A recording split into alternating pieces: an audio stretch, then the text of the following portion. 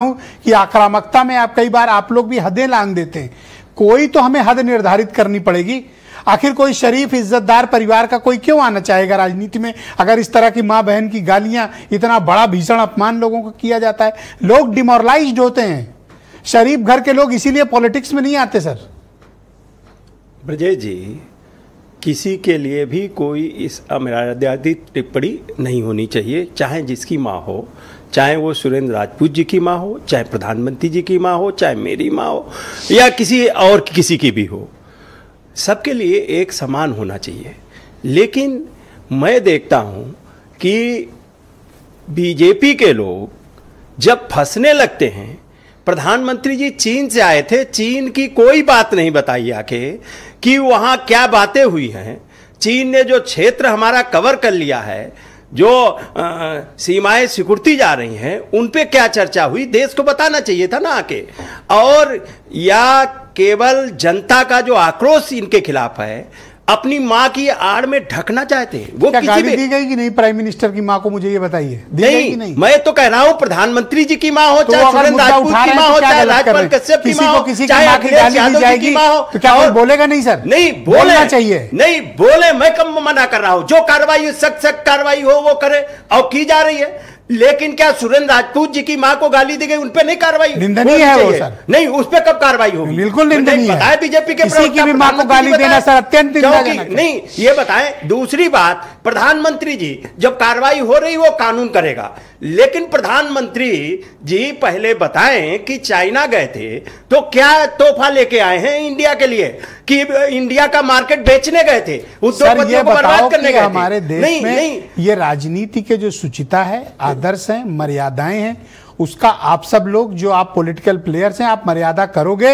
या आने वाले समय में और भी सब आप इसको भीषण कर दें? मैं तो चाहता हूं कि इस घटना के बाद आप सब अपने में बदलाव ले आइए। नहीं, हम लोग सभी लोग मर्यादित बताओ कोई हमारी गाली देता है सर? हमारी हम लोग कभी गाली गलौज करते हैं सर? नहीं करते सर। आप तो मर्यादा में बोलते हैं और आपके चैनल पे मर्यादा से कभी किसी ने कोई अभद्र टिप्पणी की, लेकिन वो कोई राहुल गांधी जी नहीं है या कोई बड़ा नेता नहीं, किसी कार्यकर्ता ने उस पर कार्रवाई हो रही है, उन्होंने माफी भी मांग ली है। लेकिन इस बात को देश की बड़ी समस्याओं से, प्रधानमंत्री का काम है देश की बड़ी समस्याओं, खाद के लिए लोग लाइन में लगे हैं। आप बताइए, किसान जूझ रहा खेत की रखवाली के लिए, रात रात जग रहा है। मैं तो गांव में गया, देखा कि रात रात रखवाली कर रहा, अब लाइन में लग के खाद मांग रहा। इसकी समस्या नहीं बताएंगे? या चाइना में गए थे, क्या क्या करके आए हैं, ये टैरिफ लगा दिया गया। गाली गलौज खत्म होगी कि नहीं? गाली गलौज तो पूरी तरह खत्म हो रही है। जो गाली दे उसके ऊपर जो कार्रवाई करती हो वो बने। तो आप अपनी पार्टी के रिप्रेजेंटेटिव, आप ये कहिए कि हम अपनी पार्टी में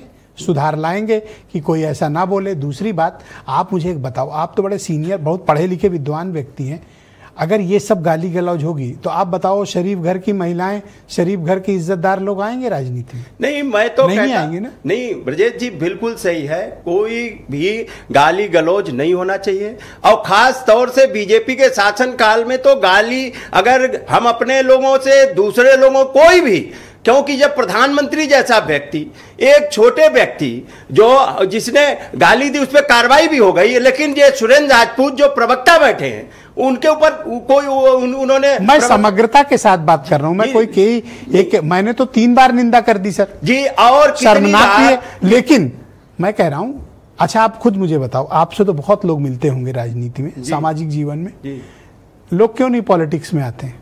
इन्हीं सब वजहों से ना।